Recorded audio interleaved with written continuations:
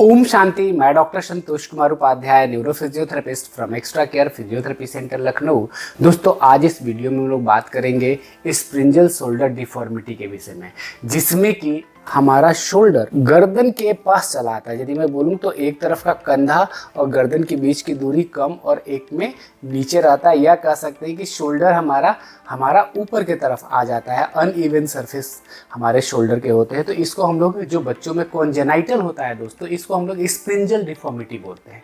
तो बेसिकली आज हम लोग बात करेंगे स्प्रिंजल शोल्डर डिफॉर्मिटी की ग्रेडिंग क्या है, कि ये माइल्ड, मॉडरेट, सीवियर कैसे हम कैटेगराइज करते हैं, इसमें क्या प्रॉब्लम होती है, यदि ये है तो इसमें किस एज में सर्जरी हो जानी चाहिए, सर्जरी में जनरली क्या होता है, और फिजियोथेरेपी का क्या रोल है, बेसिकली इसमें एक्सरसाइजेस का क्या रोल है, और किस कैटेगरी की प्रॉब्लम होती है तो हम सर्जरी के लिए जाते हैं, और इसमें क्या क्या दिक्कतें आती हैं जिसको हम एक्सरसाइज से दूर कर सकते हैं या लाइफस्टाइल मॉडिफिकेशन से दूर कर सकते हैं।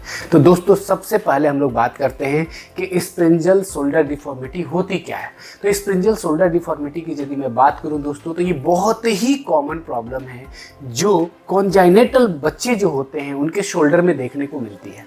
कि ये यदि बच्चा का जो डेवलपमेंट होता है, जो गर्भ के समय बच्चे डेवलप हो रहे होते हैं, तो जो 3rd मंथ होता है उस समय हमारा स्केपुला और नेक का जो डेवलपमेंट होता है, उस समय थोड़ा गड़बड़ डेवलपमेंट होने की वजह से इसमें फाइब्रस कनेक्टिव टिश्यूज़ होते हैं जो कि गलत डेवलप हो जाता है और हमारा शोल्डर ऊपर की तरफ चला जाता है। इसके कई सारे रीज़न दिए हुए हैं दोस्तों, बट एग्जैक्ट अभी तक कोई रीज़न नहीं मिला है।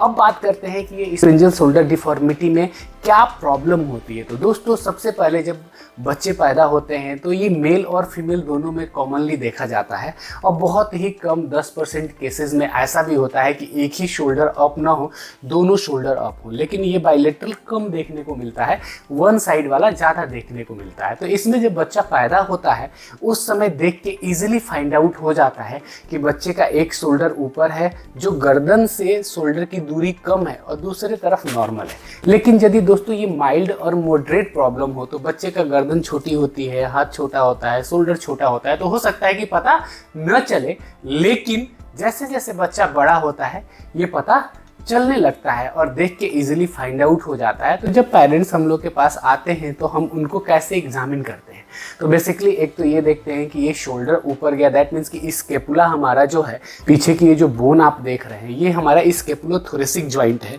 जो कि आपस में मूव करता है, और इसी के साथ हमारा ग्लिनोहिमरल जॉइंट है जो हमारा शोल्डर का जॉइंट है, इसमें भी मूवमेंट होता है।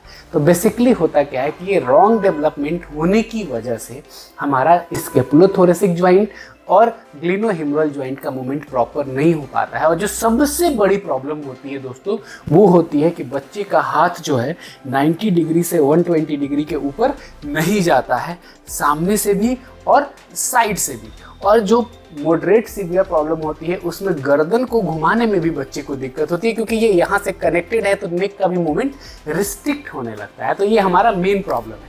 सेकेंड प्रॉब्लम की बात करें तो वो कॉस्मेटिक पर्पज से, यदि मैं बोलूं कि देखने में खराब लग रहा है, ये सेकेंड हो सकता है। लेकिन इस बीमारी में, स्प्रिंजल शोल्डर डिफॉर्मिटी में, कभी भी पेन देखने को नहीं मिलता है। दोस्तों, स्प्रिंजल शोल्डर डिफॉर्मिटी के ट्रीटमेंट जानने से पहले हमें इसकी ग्रेडिंग सिस्टम को समझना पड़ेगा। तो बेसिकली ये 4 ग्रेड में बांटा गया है: very mild, mild, moderate and severe. जो हमारा ग्रेड 1 होता है, जो वेरी माइल्ड होता है, इसकी यदि मैं बात करूं दोस्तों, तो इसमें यदि आप क्लॉथ पहन लेते हैं, ड्रेस पोजीशन में है, तो देख के कोई नहीं बता सकता कि आपका शोल्डर ऊपर और नीचे है, और आपका हाथ का मूवमेंट भी ऑलमोस्ट नॉर्मल रहेगा, कोई दिक्कत नहीं आता है। लेकिन जब कपड़ा हटाएंगे तो देख के पता चलता है कि ये थोड़ा सा ऊपर है और ये थोड़ा सा नीचे है, बट ऑलमोस्ट सेम लेवल पे रहता है।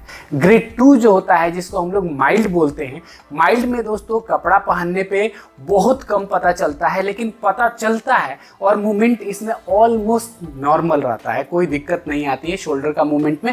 हो सकता है कि ड्यूरिंग मूवमेंट थोड़ी सी डिफिकल्टी फील हो, बट पेशेंट ऑलमोस्ट मूवमेंट अपना कर पाता है। जो ग्रेड 3 होता है, जिसको हम मॉडरेट बोलते हैं, इसमें हमारा पेशेंट का जो शोल्डर होता है ये अप्रोक्सीमेटली 3 सेंटीमीटर से 5 सेंटीमीटर तक ऊपर की तरफ आ जाता है कंपेयर टू अदर। तो ये जब ऊपर आ जाता है तो ये अच्छे से विजिबल भी होता है और इसमें मूवमेंट भी रिस्ट्रिक्टेड होता है।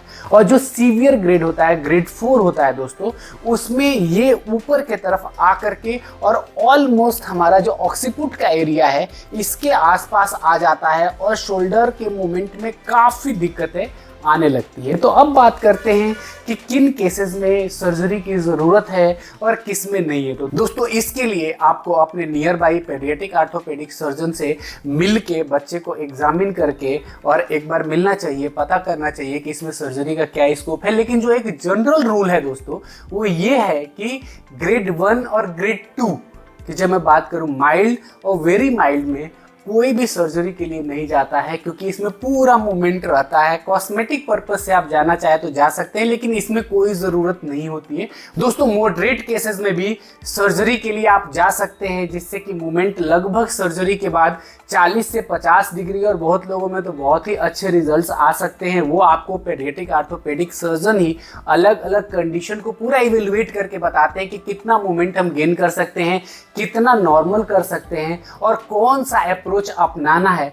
दोस्तों फिजियोथेरेपी का मेन रोल है, चाहे आप प्री सर्जरी फेज में हो या पोस्ट सर्जरी फेज में हो या फिर ग्रेड 1 और 2 में हो, ऐसे कंडीशन में हमारा मेन जो पर्पस होता है कि जो डिफॉर्मिटी हुई उसके वजह से जो मीडियल बॉर्डर ऑफ सुपीरियर और इन्फीरियर जो हमारा स्केपुला से ओरिजिन होने वाली मसल्स हैं उनको प्रॉपर ट्रेन करना, क्योंकि वो एरिया वीक होता है, मिस अलाइन होता है, तो उसका वीकनेस ज़्यादा होती है। तो उसमें स्ट्रेंथनिंग एक्सरसाइज और स्ट्रेचिंग एक्सरसाइज का बहुत ही बेहतरीन रोल है, चाहे आप प्री सर्जरी फेज में हो या पोस्ट सर्जरी फेज में हो या आप सर्जरी नहीं कर रहे हैं। तो यदि नॉन सर्जिकल कंडीशन है या नॉर्मल मसल की स्ट्रेंथनिंग की बात करें दोस्तों, तो कुछ एक्टिविटी जैसे रनिंग हो गया, स्विमिंग हो गया, बहुत सारी ऐसे एक फिक्स ट्रेनिंग प्रोटोकॉल्स होते हैं जो कि बहुत ही यूजफुल होते हैं, जिसको हम फॉलो कर सकते हैं। और मीनवाइल यदि कभी ओवर स्ट्रेच या इसमें दिक्कत आ रही है एक्टिविटीज़ के दौरान, तो हम टेंस हो गया, अल्ट्रासोनिक हो गया और कई सारी मॉडलिटीज़ है, हॉट पैक, कोल्ड पैक, अलग अलग कंडीशंस में हम लोग पेन मैनेजमेंट के लिए देते हैं। क्योंकि इसमें पेन होता नहीं है इसलिए मशीनों की ज़रूरत ज़्यादा नहीं पड़ती है, ज़्यादातर रोल इसमें एक्सरसाइज का है। तो दोस्तों आई होप ये वीडियो आपको पसंद आएगा। Thank you for watching this video.